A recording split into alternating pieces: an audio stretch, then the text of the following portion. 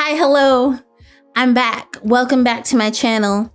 My name is Monica Bryant. My channel is all about being a writer, director, and filmmaker, but in the spirit of Pride Month, today we're going to be talking about my bisexuality and how I didn't realize I was bi until I was a full-grown adult.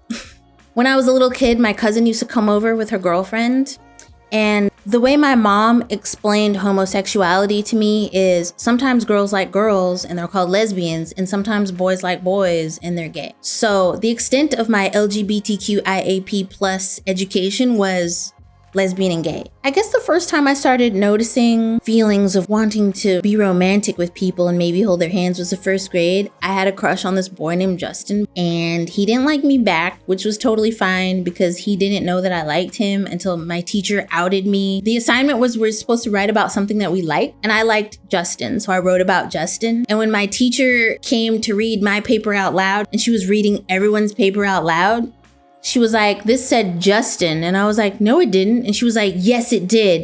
And then she read out my whole paper about how I liked Justin, and I was really embarrassed. It was probably one of the most embarrassing things that had ever happened to me at school. When I was in the 3rd grade, I had a boyfriend, and his name was Devon. Devon was so cute. He was the cutest boy in school, and he was my boyfriend. And the way he became my boyfriend is there was another kid making fun of me, and then Devon stepped in and like chased that kid away for me. He defended my honor. And after that, he told me I was pretty, and I told him that he was cute, and then he became my boyfriend.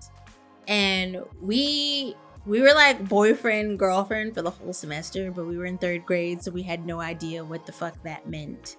But I just know that I liked him and I thought he was really cute. But then he stopped coming to school, and I don't know what happened to him. I never saw him again. Like the next school year, he didn't come back. So like, Devon, like what happened, boo? Devon, if you're watching this, are you okay?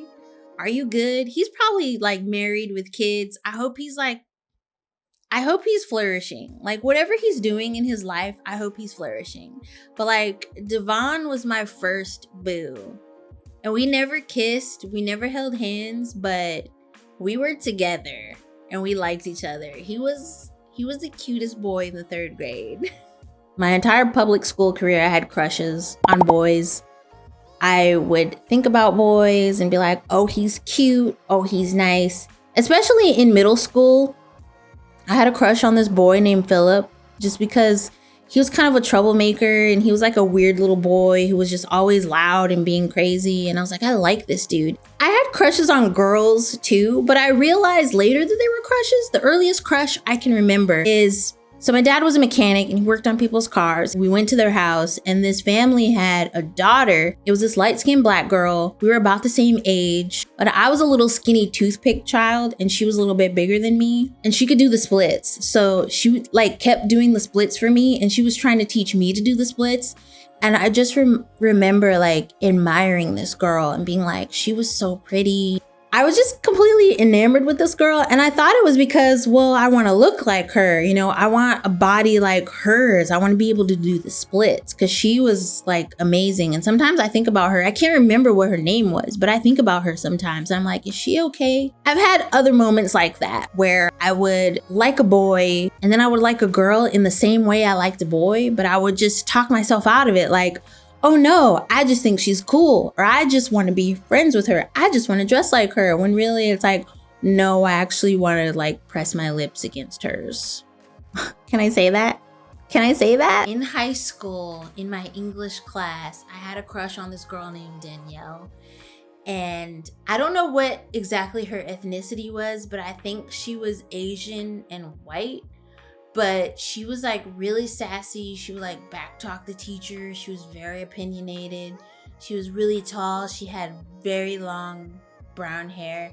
And I was in love with this girl. And she probably knew, because there were times when she would like be outspoken in class and I would turn around and look at her. And she would just like look at me. Like, and I don't know what the look meant, but just having her look at me and acknowledge the fact that I was a person with a heartbeat was really exciting to me. And I was in love with this girl. This was my aha moment.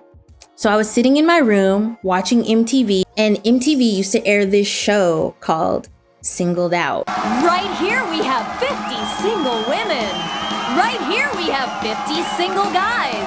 That's right, 100 love-starved people looking for a taste of romance on MTV's Singled Out.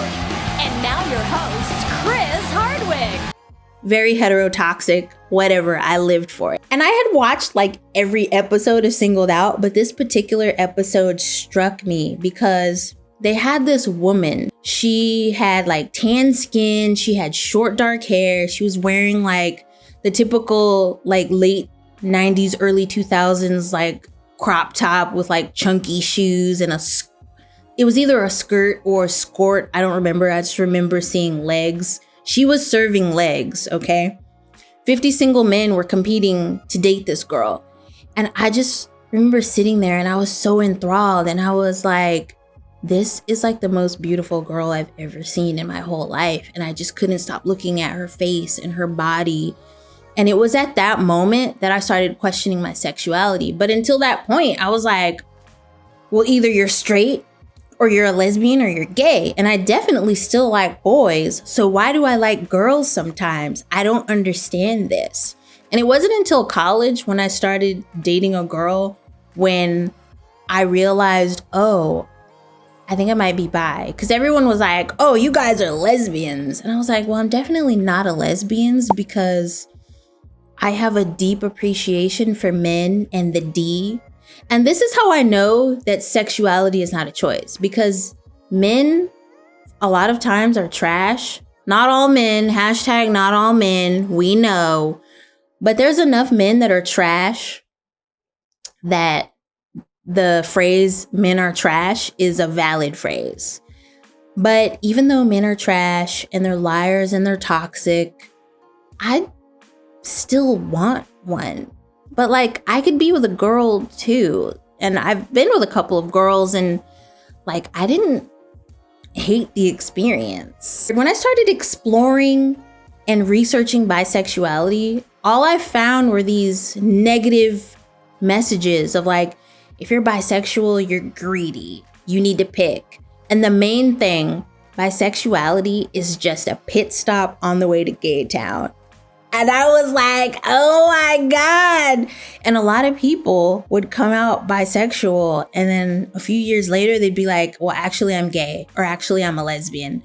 And I was like, but I don't feel that way. It's a conflicting thing, especially because a lot of times bisexuality gets lumped in with being polyamorous. There's a lot of bisexuals on dating profiles who are polyamorous. I'm definitely not polyamorous. I'm monogamous. I don't know the ethnicity or the gender of my future partner. I don't even know if I've met them yet.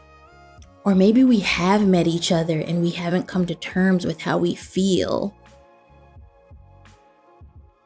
What I do know is absolutely 100% is whoever I'm with has to be monogamous like me. Okay, we're gonna jump off on a whole nother topic now. We're gonna talk about monogamy and polyamory. I am not on the polyamory train.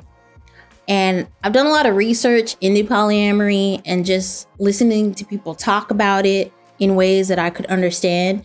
And the only person, there are only two people, two people who have explained polyamory to me in a way that made sense, that I could be accepting of the lifestyle. Even though personally, not for myself, but I can accept it for other people and like be inclusive and all that.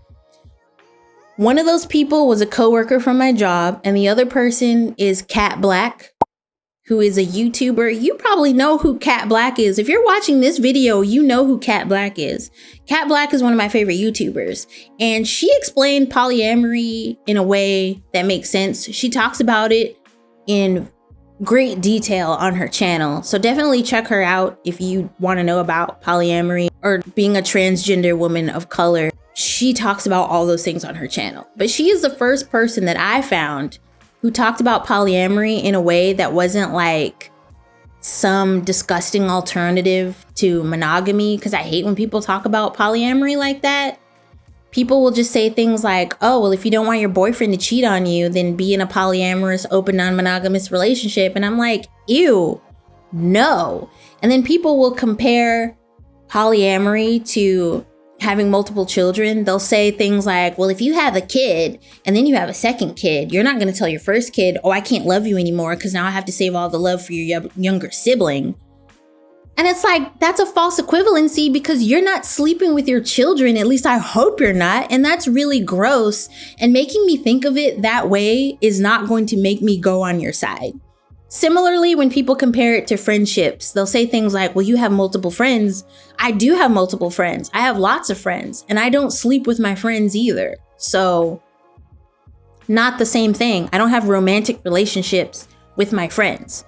The only thing I can agree with polyamorous people is when they say you can't expect one person to fulfill all your needs and make you happy, which I do agree with, because your partner shouldn't be your whole entire life. You should still have friends and interests and hobbies and still be a separate human being outside your relationship. So that I do agree with, but everything else, I was like, y'all are just nasty and it sounds like you need excuses to cheat. And a lot of times on dating apps, I would find that men who said that they were in polyamorous relationships were really just trying to cheat on their wives and girlfriends. So shame on all of you. You're nasty. Delete your profiles. Anyway, I hope everybody is enjoying Happy Pride. Black Lives Matter. Black Queer Lives Matter. Black Bisexual Lives Matter. Black Trans Lives Matter. I hope everybody is out there enjoying their quarantine as much as you can. If you're out there protesting, please wear a mask, be safe, don't spread the virus, and I will see you in the next one.